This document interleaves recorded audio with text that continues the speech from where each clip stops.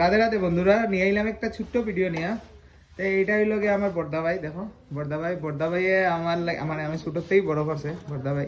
তো তোমরা একটা ভিডিও দেখানোর কারণ আছে। দেখানোর কারণ হইলো গিয়া এই দেখো এই জিনিসটা ছিল নিছে সবে।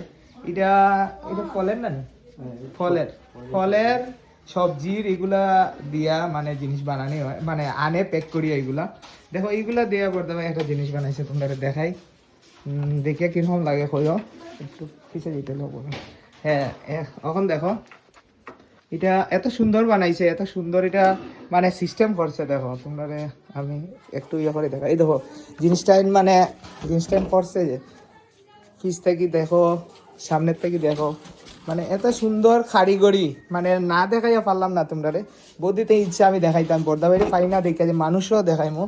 এই দেখো এটার ভিতরে তোমরা অনেক জিনিস রাখতে পারবা, কাপড় টাপড় রাখতে পারবা, জুতা মুতা যেটা ইচ্ছা তোমরা যা ইচ্ছা তা রাখতে পারবা, ফল ফসারি সবজি টবজি। একটা সুন্দর র্যাক বানাইছে। এই জিনিসটা কিনতে গেলে মার্কেটের মধ্যে তোমার কত পড়ে?